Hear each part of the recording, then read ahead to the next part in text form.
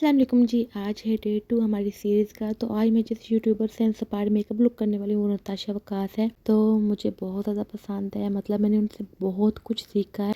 तो उनसे बहुत सारी ब्यूटी टिप्स सीखी हैं, मेकअप की टिप्स सीखी हैं कि आप लोग किस तरह से मेकअप कर सकते हैं। अगर आप लोग से मेकअप बिगड़ गया तो आप लोग किस तरह से ठीक कर सकते हैं। तो आप लोग कह सकते हैं कि एक तरह से वो मेरी ऑनलाइन टीचर है। तो मैंने उनसे काफ़ी कुछ सीखा है मेकअप में। तो आज मैंने सोचा कि एक उनसे इंस्पायर मेकअप लुक करती हूँ। तो ये वाला लुक करने के पीछे रीज़न ये था कि आजकल जो उनका मेकअप है वो बहुत ज़्यादा एडवांस हो चुका है। अभी हम लोग उस लेवल पर तो नहीं पहुँचे हैं, मगर ये वाला जो लुक था मुझे लगा कि मैं रिक्रिएट कर सकती हूँ। मेरी इस सीरीज़ में आप लोग को काफ़ी सारे यूट्यूबर से इंस्पायर मेकअप लुक मिलने वाले हैं। तो अगर आप लोग चैनल पर पहली दफ़ा हैं तो चैनल को सब्सक्राइब कर सकते हैं। यहाँ पर मैं सबसे पहले अपने फेस को मॉइस्चराइज कर लूँगी, क्योंकि मेकअप से पहले स्किन प्रेप करना बहुत ज़रूरी होता है। तो उसके बाद जी मैं अपने फेस पर प्राइमर लगा रही हूँ। प्राइमर में ब्यूटीफाई बाय आमना का लगा रही हूँ। तो यहाँ पर मैं ऑफ कैमरा अपने फेस को करेक्ट कर लूँगी। उसके बाद यहाँ पर मैंने मिस रोज़ की फाउंडेशन लगाई है। तो यहाँ पर आप लोग देख सकते हैं कि बहुत ही सिंपल तरीके से मैं यहाँ पर फाउंडेशन लगा रही हूँ। उसके बाद मैं एक ब्रश लेकर इसको अपने पूरे फेस पर लगा लूँगी। तो मैंने आपको बताया ना कि मैंने नताशा वकास से बहुत कुछ सीखा था मेकअप के बारे में। मतलब कि आप कोई भी टाइप का मेकअप हो मुझे पता होता है। मैं अगर ना भी कर पाऊँ तो मुझे पता होता है कि ये इस तरह का मेकअप तो मैंने देख रखा है, इस तरह की लुक तो मैं कर सकती हूँ। तो बहुत पहले से मैं उनको फॉलो कर रही हूँ, बहुत पहले से, जब उनके बेटे भी नहीं थे मैं तब से उनको फॉलो कर रही हूँ। तो यहाँ पर जी मेरी फाउंडेशन लग चुकी है। उसके बाद मैं इसको ब्यूटी ब्लेंडर के हेल्प से भी इस तरह से ब्लेंड कर लूँगी।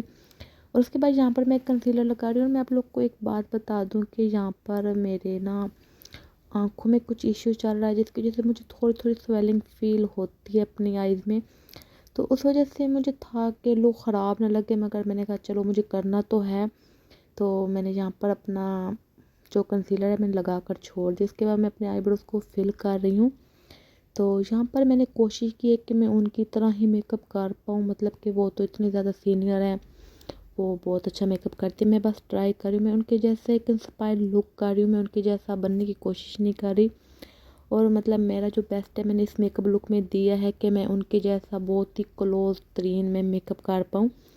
तो यहाँ पर मैं अपना कंसीलर अब ब्लेंड कर लूँगी। यहाँ पर मतलब कंसीलर को इस तरह से ब्लेंड करना है ताकि जो कंसीलर है वो क्रीज ना करे।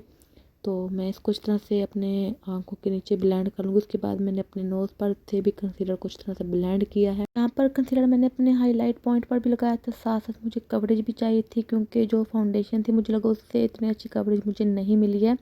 तो इस वजह से मैंने कंसीलर को भी अच्छा खासा लगाया था अपने फेस पर। उसके बाद यहाँ पर मैं लूज़ पाउडर ले रही हूँ और उसको मैं अपनी आइज़ के नीचे लगा लूँगी, जहाँ जहाँ मतलब मुझे नीड है। मैं बल्कि उसके बाद मैंने अपने पूरे फेस पर ही लगा लिया था, क्योंकि मैंने आपको बताया ना कि मुझे ना आँखों में थोड़ी स्वेलिंग फील होती, तो उस वजह से मुझे ना अपना बेस थोड़ा डल लग रहा था। मतलब जो अपनी आँखों के नीचे था ना, मुझे वो वहाँ पर अपना बेस अच्छा नहीं लग रहा था। इस वजह से मैंने पूरे फेस पर अच्छी तरह से लूज़ पाउडर लगाया। उसके बाद आप लोग देख सकते हैं मेरा बेस बिल्कुल सेट हो चुका है। उसके बाद जी मैंने एक पिंक शेड लेकर अपनी क्रीज में अप्लाई किया है। नताशा वकास ने भी पिंक शेड को ही अपनी क्रीज में लगा रखा था, तो मैं पिंक शेड को अपनी पूरी क्रीज में, पूरी लिड पर अच्छी तरह से ब्लेंड कर लूँगी। तो मैंने यहाँ पर ब्लेंड करने के बाद ब्लैक काजल पेंसिल को मैं अपने आउटर वी पर लगा रही हूँ। यहाँ पर आप लोग ब्लैक कलर भी लगा सकते हैं। मेरे पास बहुत सारी आई शेडो पैलेट में ब्लैक कलर अवेलेबल है, मगर यहाँ पर मेरे पास किसी आई शेडो में नहीं था और मुझे उठकर निकालने में आलस आ रही थी, तो मैंने ब्लैक काजल को ही लगा लिया। और मैं उसको इस तरह से ब्लेंड कर रही हूँ। आप लोग ब्लैक कलर भी यूज़ कर सकते हैं, मगर यहाँ पर मैंने काजल यूज़ किया है। तो मैं इसको इस तरह से ब्लेंड कर लूँगी। उसके बाद यहाँ पर जी मैंने ब्यूटीफाई बामना के हाइलाइटर पैलेट में से यहाँ पर एक मैंने हाइलाइटर शेड लेकर मैंने अपनी लिड पर अप्लाई किया, क्योंकि मुझे लगाना था ग्लिटर। तो ग्लिटर को बस बेस देने के लिए मैंने ये वाला शेड अप्लाई किया। तो उसके बाद यहाँ पर मैं ग्लिटर अप्लाई करने वाली हूँ, क्योंकि उन्होंने भी ग्लिटर अप्लाई कर रखे। तो मैंने कोशिश की कि मैं बिल्कुल वैसा ही मेकअप कर सकूँ जैसा उन्होंने कर रखा है। तो यहाँ पर मैंने अब अपनी आँखों पर ग्लिटर अप्लाई किए हैं, तो बहुत ज़्यादा अच्छे लग रहे थे। उसके बाद यहाँ पर मैंने अपनी आँखों में वाइट काजल लगाया है। तो मैंने बिल्कुल कोशिश की कि मैं सेम टू सेम सारे स्टेप कॉपी कर सकूँ, जैसे उन्होंने कर रखा है मैं भी वैसा ही कर सकूँ। तो उनके मतलब मेकअप प्रोडक्ट और थे, मेरे और हैं, तो इस वजह से थोड़ा बहुत फ़र्क आ सकता है। बाकी वो उनका जो फेस है वो काफ़ी स्लिम है, मेरा फेस थोड़ा चबी है, तो आप लोग को थोड़ा बहुत फ़र्क लग सकता है।